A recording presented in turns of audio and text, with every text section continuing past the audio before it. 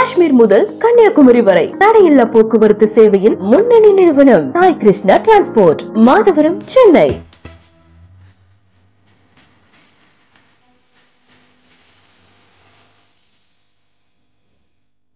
S+ மக்களுக்கு வணக்கம். Welcome back to show IPL atrocity with Niranjan and S. நேற்று ஒரு சிறப்பான மேட்ச். ஒரு வேர்ல்ட் ரெக்கார்டு வந்து பீட் பண்ணியிருக்காங்க. கிரியேட் பண்றது ஈஸி, பீட் பண்றது சேஸ் பண்றது ரொம்பவே கஷ்டம்.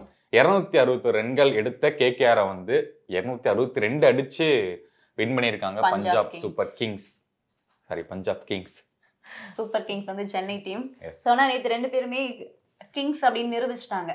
என்னன்னா நாங்களும் கிங்ஸ் தான்டா, நாங்க 262 ரன் அடிச்சு வேர்ல்ட் ரெக்கார்ட் கொண்டு வந்திருக்காங்கன்னா அவங்க கண்டிப்பா கிங் தான்.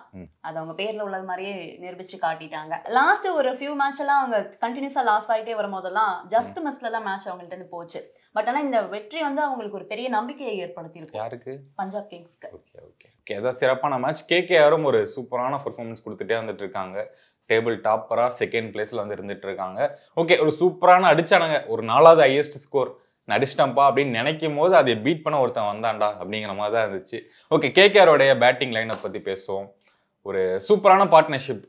பில் சால்ட் அப்புறம் சுனில் நரேன் இவங்களுடைய பார்ட்னர்ஷிப் வந்து 138 அடிச்சாங்க 10 ஓவர்ல. இதுதான் ஹையஸ்ட் ஸ்கோர். ஏன்னா இவங்க செட் பண்ணது தான் அந்த ரெக்கார்டுக்கான காரணமே அப்படின்னு நான் சொல்லுவேன்.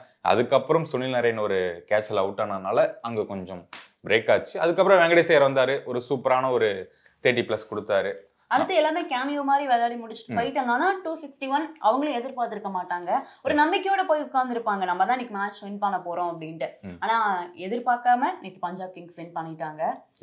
இதுக்கு ஒரு பெரிய முக்கிய காரணம் என்னன்னு பார்த்தா அவங்களோட பேட்டிங் ஸ்ட்ராங்கா இருந்துச்சு. பவுலிங்ல சுத்தமா சொதப்பிட்டாங்கன்னு தான் சொல்லணும். பஞ்சாபுடைய பவுலிங் பஞ்சாபுடைய பவுலிங் இல்ல, KKRோட பவுலிங்கே நேற்று சொதப்பல் தான். ரெண்டு பேர் பவுலிங்கும் சொதப்பலாதான் இருந்துச்சு. அது ஒரு வீக்கஸ்ட் பாயிண்ட். ஏன்னா இவ்வளவு ஸ்கோர் வரக்கான காரணமே இந்த பவுலிங் வீக் தான். அதான் நேற்று இந்த 6ம் 4ம் அள்ளி தெளிச்சிருக்காங்கல்ல, அதுதான் அவங்களோட பெரிய மைனஸ்.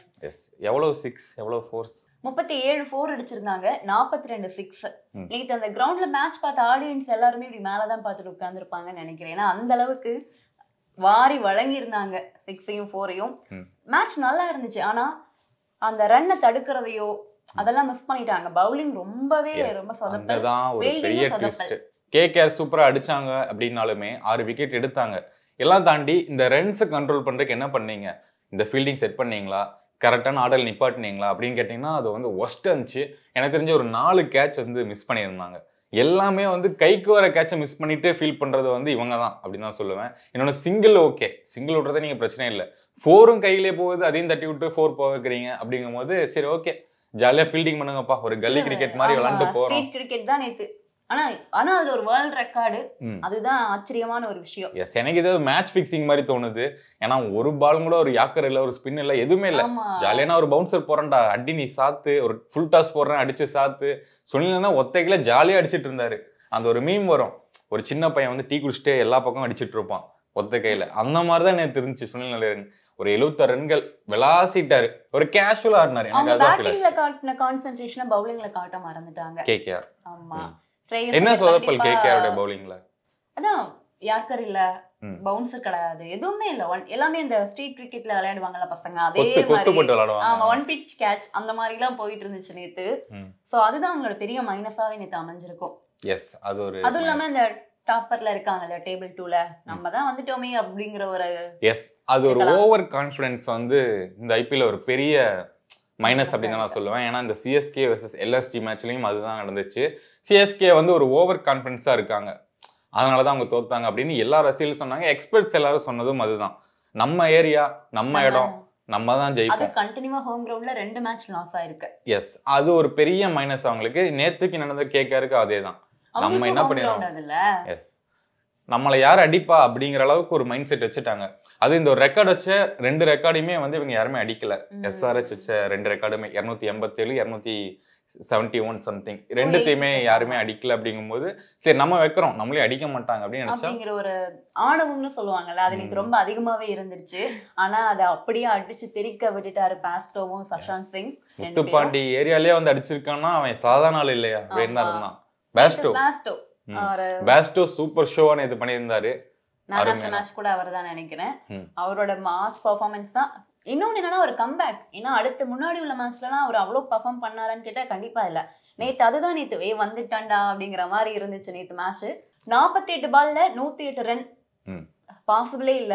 பாதிக்கு பாதி அப்படிங்கிற மாதிரி அடிச்சிருக்காருல சொல்லுவாங்கல்ல, பாசிபிளே இல்ல அப்படின்னா அதை நான் பாசிபிள்னு காட்டிட்டாரு.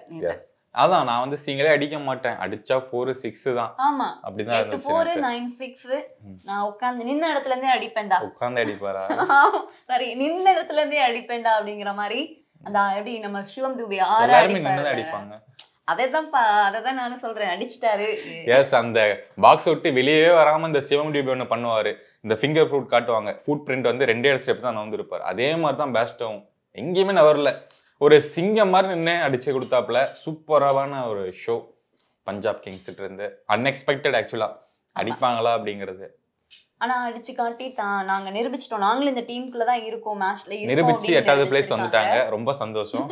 இல்ல அடுத்து என்ன வேணாலும் மாறும், அடுத்தடுத்து டீம் ஜெயிக்கிறத பொறுத்து. இப்ப கேகேஆர்னா ஓவர் கான்பிடென்டா இருந்தாங்க, நம்மளே சொல்றோம்ல. இப்ப மேட்ச் லாஸ், அடுத்து இன்னும் 2-3 மேட்ச் இருக்கு அவங்களுக்கும். அதுல லாஸ் ஆயிட்டா இவங்களும் மேல போறதுக்கான வாய்ப்புகள் இருக்கும். இப்ப நேத்து கேகேஆர் மேல போயிருவாங்களா? Sorry, Punjab kings. பஞ்சாப் மேல போய், ஏன்னா நம்மளுமே 5th பிளேஸ்ல, சிஎஸ்கேமே 5th பிளேஸ்ல இருக்கும். இந்த டேபிள் ஆர்டர் வந்து நாளுக்கு நாள் மாறுது. ஆமா, ஒருத்தங்க ஜெயிச்சாங்கன்னா மாறும் கண்டிப்பா. ஆர்சிபி வந்து அதே 10th பிளேஸ்ல தான் இருக்காங்க. ஆர்சிபி அந்த மேட்ச் ஜெயிச்சாலும் லாஸ்ட் பிளேஸ் தான். ஏன்னா அடுத்தடுத்த மேட்ச் மத்த டீம் எல்லாம் எப்படி பெர்ஃபார்ம் பண்றாங்கங்கறத பொறுத்து அவங்களும் வரதுக்கான வாய்ப்புகள் இருக்குன்னு தான் அவரோட ஃபேன்ஸ் ஒருத்தர் இந்த புள்ளி விவரங்கள் இந்த கால்குலேட்டர் எல்லாம் யூஸ் பண்ணி வைரலா போயிட்டு இருக்கு. ஓகே, நம்ம ஆர்சிபி வெர்சஸ் எஸ்ஆர்ஹெச்எஸ் மேட்ச் பத்தி சொல்லி ஆகணும். ஆமா, இந்த எஸ்ஆர்ஹெச்எஸ் வந்து ஒரு முத்துப்பாண்டி ரேஞ்சுக்கு வச்சிருந்தாங்க, இவனை அடிக்கவே முடியாதுடா அப்படின்லாம் சொல்லிட்டு இருந்தாங்க. 2 ஹையஸ்ட் ஸ்கோர் செட் பண்ணாங்க. ஆக்சுவலி இவங்க வந்து சேசிங்ல வீக் அப்படிங்கிறது நிரூபணம் ஆயிடுச்சு நேத்துல. அதுக்கு முத நாள் தெரிஞ்சிருச்சு இவன் சேசிங்ல வீக்டா அப்படின்னு. ஆனா ஆர்சிபிக்கு ஒரு தரமான விக்டரி 1 மந்த்க்கு அப்புறம். ஒரு மீம் ஒன்னு வைரலா போயிட்டு இருந்து, கண்டுபிடிச்சிட்டோம்டா இவன் சேசிங்ல வீக்குங்கறத நாங்க கண்டுபிடிச்சிட்டோம்டா, அடுத்த மேட்ச்ல வச்சு அவனை பொளந்துருவோம். அடுத்து நம்ம சிஎஸ்கே கூட தான் உங்களுக்கு மேட்ச், அதுவும் சென்னையில. தயவு செஞ்சு இந்த ருத்ராஜ் அவர்கள் வந்து இந்த டாஸை வின் பண்ணுங்க. ஆமா, வின் பண்ணிட்டாலே நம்ம ஜெயிச்சிட்டோம் அப்படின்னு தான் சொல்லணும். டாஸை வின் பண்ணிட்டு ஃபர்ஸ்ட் நம்ம பேட்டிங் எடுத்து ஒரு 200 ரன்கள் அடிச்சிருங்க போதும். அவங்கள வந்து சுருட்டிடலாம், ஒரு 150லயே சுருட்டி முடிச்சிடலாம். ஆனா இதுல என்ன ட்விஸ்ட்னா, ருத்ராஜ் வந்து டாஸ் ஜெயிக்க மாட்டாரு. அங்கதான் ட்விஸ்டே வரப்போகுது. ஏன்னா அது தெரியல, எப்பவுமே அது ஒரு பேட் லக்காவே இருக்கு. டாஸ் வின் பண்ணும் போதெல்லாம் நம்ம ஜெயிக்கிறோம், டாஸ் லாஸ் ஆகும் போதெல்லாம் அது ஹோம் கிரவுண்ட்ல நம்மளோட மேட்ச் லாஸ் ஆகுது. ஃபேன்ஸ் எல்லாம் ஒரு பெரிய ஏமாற்றத்துல இருக்காங்க. இந்த மேட்ச்ல கண்டிப்பா ஜெயிச்சா மட்டும்தான் நமக்கு பிளே ஆஃப்கான வாய்ப்பும் இருக்கு. எஸ், இல்லாட்டி இந்த மேட்ச்ல இவன் தோத்தா இந்த மேட்ச்ல அவன் தோத்தா போலாம் அப்படிங்கிற கால்குலேட்டரோட தெரிய வேண்டியதுதான். ஆர்சிபியோட கால்குலேட்டர் மாதிரி ஆயிடுவோம். ஓகே, நம்ம பொறுத்திருந்து பார்ப்போம் சிஎஸ்கே வெர்சஸ் எஸ்ஆர்ஹெச்எஸ் யாரு பீட் பண்ணுவாங்க அப்படின்னு. எனக்கு தெரிஞ்சு சிஎஸ்கே அடிச்சிருவாங்கன்னு தான் தோணுது. ஆனா தொடர் தோல்விகள், ஒரு மேட்ச் தோத்துருக்காங்க லாஸ்டா எல்எஸ்டி கூட, அப்படிங்கும்போது ஜெயிக்கிறதுக்கான வாய்ப்புகள் இருக்கு. முக்கியமான ஒரு தடவை பேச மறந்துட்டோம் பஞ்சாப் கிங்ஸ்ல சஷாங்க் ரிடம்ஷன் அப்படின்னு தான் சொல்லணும். சொல்லுங்க. ஒவ்வொரு மேட்ச்லயுமே அவர் தனியா தெரியுறாரு, நான் இந்த மேட்ச்ல இருக்கேன். ஏன்னா நம்ம எல்லா மேட்ச்லயும் நம்ம சொல்ற மாதிரி தான், தெரியாம எடுத்த ஒரு பிளேயர் அப்படிங்கறத தாண்டி இனிமே அடுத்தடுத்த ஐபிஎல் ஸ்கால்ல அவன் அப்படியே இப்ப 20 லட்சத்துல எடுத்திருக்காங்க, அடுத்து அவரை இந்த கோடி கணக்குல எடுக்கணும் அப்படிங்கிறது தான் மற்ற ஃபேன்ஸோட ஆசையா இருக்கு. சத்தீஸ்கர், புதுச்சேரி, மும்பை டீம்ல விளையாடின ஒருத்தர் அந்த டீம் கிரிக்கெட்ல உள்ளவங்களுக்கு மட்டும்தான் தெரிஞ்சிருக்கும். ஆனா இப்போ இந்தியா ஃபுல்லா சஷாங்க் சிங் யாருப்பா அவரு, எந்த ஊரு, இப்ப பீகார்ல இருந்து ஒருத்தர் இப்படி வளர்ந்துருக்காரு அப்படிங்கும்போது எல்லாருமே ரொம்ப ஆச்சரியமா பாத்துட்டு இருக்காங்க. இன்னைக்கு அடுத்து T20 வேர்ல்ட் கப்ல அவர் எடுக்கலாமாங்கிற மாதிரிலாம் ஒரு டாக்ஸ் போயிட்டு இருக்கு. ஆனா பாசிபிள் இல்ல, ஆனா ஃபேன்ஸ்க்கு ஒரு ஆசை இருக்கும்ல, வந்தா நல்லா இருக்கும் அப்படின்னு சொல்லிட்டு. ஸோ அந்த மாதிரிலாம் ஒரு மீன் எல்லாம் போயிட்டு இருக்கு. வளரணும்ப்பா இவங்கெல்லாம், இவங்களுக்கான வாய்ப்புகள் எல்லாம் கொடுக்கணும். அன்கேப்டு பிளேயர் வந்து இப்படி ஒரு பர்ஃபார்ம் பண்றது ஆச்சரியமான ஒரு விஷயங்கிறத நாளுக்கு நாள் நான் என்னால முடியும் ஒவ்வொரு மேட்ச்லயும் கொண்டு வந்துட்டு இருக்காரு. ஓகே, வாசுகி பேசுறதுலேயே ஒரு சூப்பரான இன்ஃபர்மேஷன் அப்படின்னா இந்த இன்ஃபர்மேஷன் தான். மற்றபடி வந்து சூப்பரா விளாண்டாங்க, சூப்பரா பவுலிங் போட்டாங்க அப்படின்னே சொல்லி கிரிக்கெட் எக்ஸ்பர்ட் அப்படின்னு ஊரே மாத்திட்டு இருக்காங்க.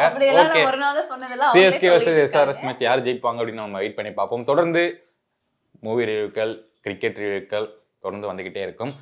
T20 ஸ்குவாடோடைய ஒரு எக்ஸ்க்ளூசிவான வீடியோ வந்து நம்ம சேனல்ல வரப்போகுது, பார்த்து எல்லாருமே சப்போர்ட் பண்ணுங்க.